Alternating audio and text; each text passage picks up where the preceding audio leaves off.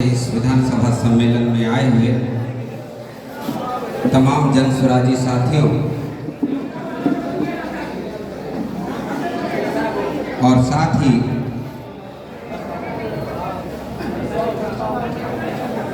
इस प्रांगण में बैठे हुए जितनी माँ बहनें हैं और जितने साथी हैं, जनसुराज पार्टी के जो भी यहाँ पे कार्यकर्ता हैं उसमें कुछ कार्यकर्ता जो होंगे वो संस्थापक सदस्य होंगे, जो गांव घर में डायरेक्ट उनको आगे संस्थापक सदस्य बनाया गया है।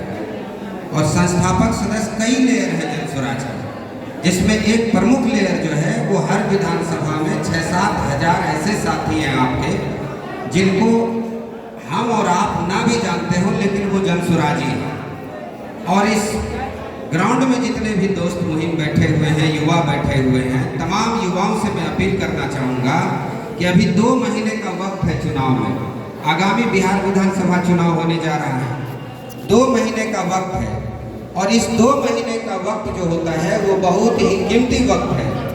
आप लोग, हम लोग अपने बच्चों के भविष्य का निर्माण कर सकते हैं।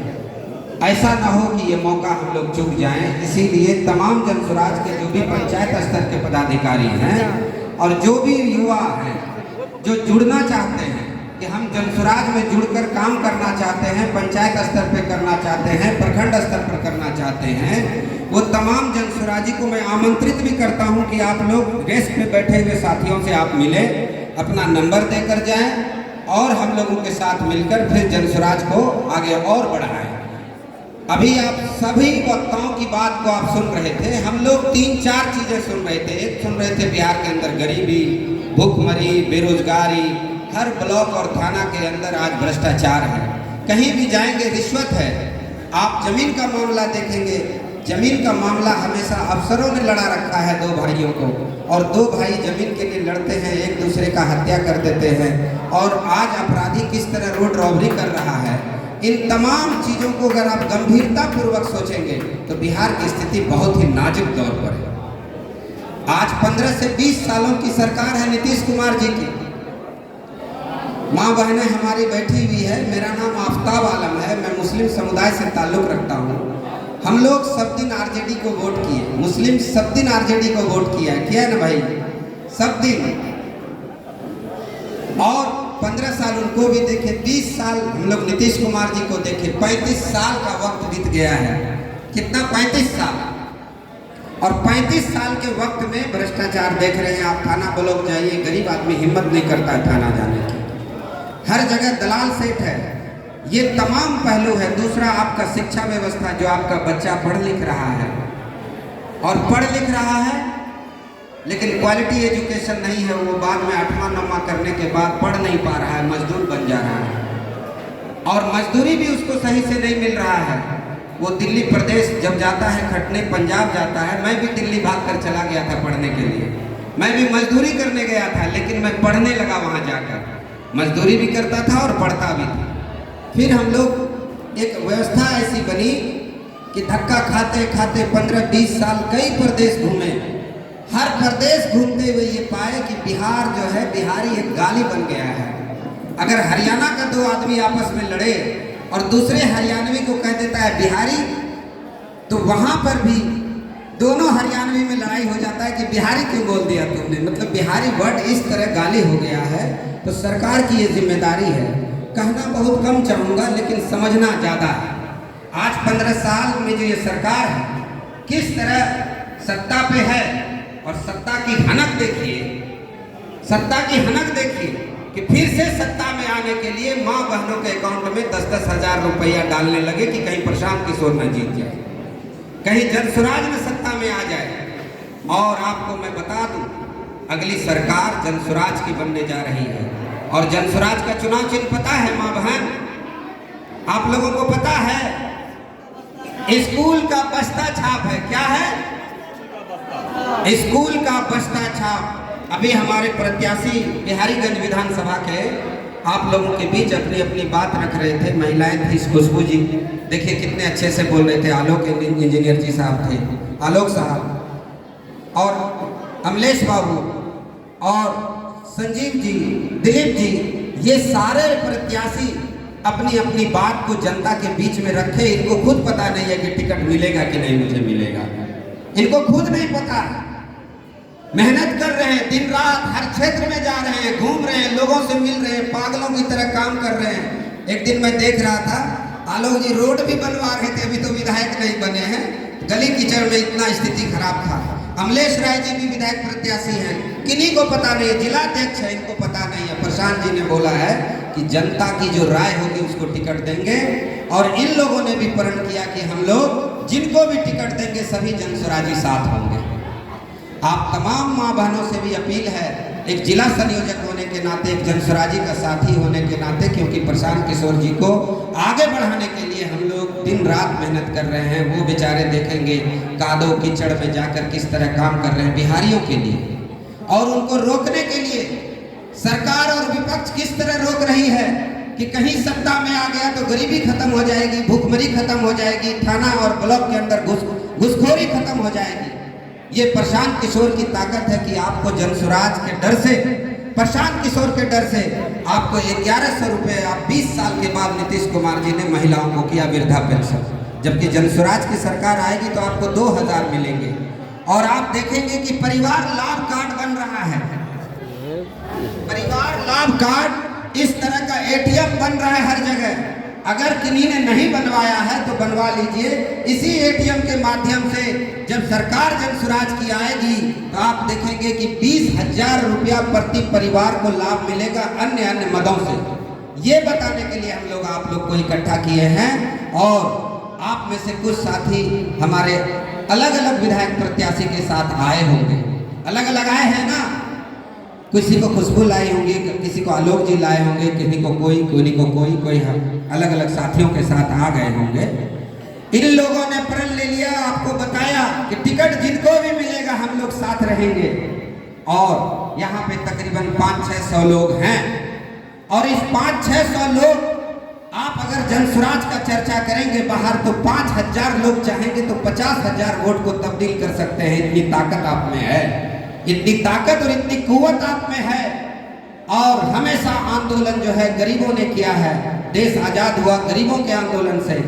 और आज देखेंगे कि लालू प्रसाद यादव ने जुबान दिया गरीबों को बोलने के लिए, लेकिन कहीं न कहीं सत्ता में आने के बाद लोगों को लोभ हो जाता है। प्रशांत किशोर जी ने कहा कि हमारे विधायक अगर बन भी जाएंगे उनको जनता के बीच जाना होगा, अगर जनता ने उसका खुलकर विरोध किया तो हम लोग उसकी सदस्यता को फिर वापस लेंगे और पुनः फिर चुनाव कराएंगे, 5 साल इंतजार नहीं करेंगे। ये प्रशांत किशोर की ताकत है। सोचने समझने की जरूरत है मेरे दोस्तों। बहुत से पार्टी के लोग आएंगे, हम में से कुछ साथी उनके चुनाव में रैली में भी जाएंगे, आपको ले जाएंगे RJD में भी, जदयू में भी, सब जगह ले जाएंगे। आज 35 साल की व्यवस्था देखिए। अगर आपको लगता है कि ब्लॉक और थाने में घुसखोरी खत्म होना चाहिए, एक बार हाथ उठाइए और बताइए कि घुसखोरी खत्म होना चाहिए, बच्चों को पढ़ाई मिलना चाहिए कि नहीं मिलना चाहिए। हाथ उठा के बताइए। मीडिया बंधु यहाँ खड़े हैं, हाथ उठाकर बताइए कि घुसखोरी खत्म होना चाहिए, जनसुराज को आना चाहिए कि नहीं आना चाहिए। कुछ साथी नहीं खड़ा कर रहे हैं। क्या अपने बच्चों का भविष्य नहीं देख रहे हैं? कहते हैं जमीन नहीं तो फलकदार कर दिया जाए, जमीन नहीं तो फलकदार कर दिया जाए, इन्हें कहीं का तो हकदार कर दिया जाए। बची है एक ही सूरत सजन बचाने की, हर एक सांप को तलवार कर दिया जाए। जितने 500 जनसुराजी बैठे हैं क्षेत्र में जाइए, किसी के बहकावे में मत आइए और कहिए गर्व से कि हम जनसुराजी हैं। और इस बार हम चुनाव जो है सिर्फ जनसुराज के लिए लड़ेंगे, अपने बच्चों के हक और हुकूक के लिए न लड़ेंगे। और ये निकम्मी सरकार जो है, जो कभी भाजपा में, कभी RJD में, नीतीश कुमार जी कभी इधर कभी उधर, कभी इधर कभी उधर, और आज देखिए लालू प्रसाद यादव जी की वाइफ राबड़ी देवी जी मुख्यमंत्री बनी। सबने अपने परिवार का सोचा, बेटा को मुख्यमंत्री बनाने के लिए, आज अपनी बेटी को सांसद बनाने के लिए। उसी पाटलिपुत्रा के सांसद हैं जो इनसे बगावत करके इसलिए अलग हुए। रामकृपाल यादव जी जो बचपन से लालू प्रसाद यादव जी के साथ थे, ये बोले कि मेरी बेटी चुनाव लड़ेगी। आज रामकृपाल यादव इनसे बगावत करके खुद वो बीजेपी ज्वाइन किए और वो जाकर आज सांसद बने हुए। सवाल ये है, हक की लड़ाई कौन लड़ेगा? गरीबों की लड़ाई कौन लड़ेगा? और क्या गरीबी खत्म हो जाएगी? 30-35 साल से ये सरकार दो ध्रुव में बटी हुई है। एक तरफ नीतीश कुमार जी, जिनकी मानसिक स्थिति भी कमजोर है। आप देखेंगे कि प्रशांत किशोर कहते हैं कि नीतीश कुमार जी एक ईमानदार प्रवृत्ति के नेता हैं, लेकिन उनके इर्द गिर्द जो बीजेपी के जितने भी मंत्री हैं, जो भ्रष्टाचार में डूबे इतने पड़े हैं, केशव प्रसाद मौर्य, दिलीप जायसवाल, और आप देखिएगा संजय जायसवाल और मंगल पांडे जी स्वास्थ्य मंत्री, इन प्रकार के भ्रष्टाचार में इस तरह लिप्त है, गरीब गरीब हो रहा है। आज अगर आपका 400 रुपया दे रहा था, 600-700 रुपया आपको बढ़ाया तो डंके की चोट पे कहते हैं कि मैंने इतना महिलाओं को बढ़ा दिया, 1100 रुपया वृद्धा पेंशन कर दी। और उस 1100 रुपया का प्रचार करने के लिए 11 हजार रुपया सरकार खर्च कर रही है। हर जगह आप ब्लॉक थाने पे देखेंगे होर्डिंग लगा हुआ है नीतीश कुमार जी का, सिर्फ प्रचार प्रसार में, और आधा पैसा जेब में, आधा कॉन्ट्रैक्टर के पास। ये स्थिति है। आज सड़कें बनती है, एक तरफ सड़क बनना शुरू होता है, 2-4 किलोमीटर जाएंगे, दूसरी तरफ से टूटना शुरू हो जाता है, क्योंकि सड़क अगर 100 करोड़ का है तो 50 करोड़ पहले मंत्री जी के पास जाता है, लोकल कॉन्ट्रैक्टर के पास जाता है, और 20 करोड़ 25 करोड़ में रोड बनता है। स्थिति बिहार की ऐसी है।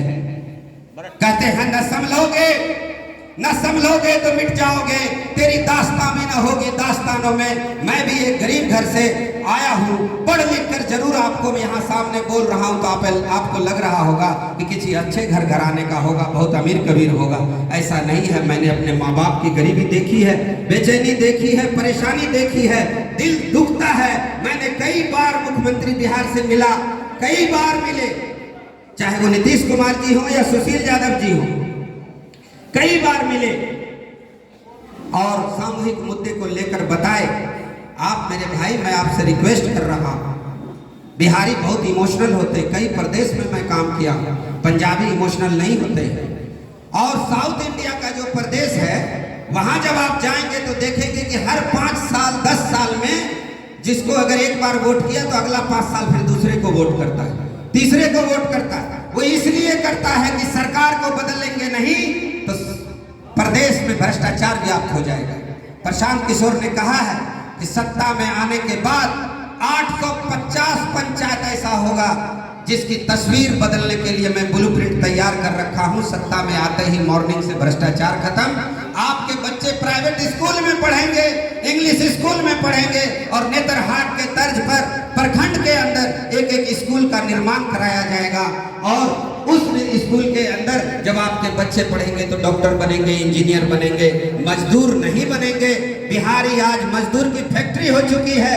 मोदी जी को बताते हैं, बिहारियों को लाके वोट लेते हैं और फैक्ट्री गुजरात में लगाते हैं। प्रशांत किशोर से पहले भाजपा के भ्रष्टाचार को उजागर करने की छाती किसी की नहीं थी, किसी की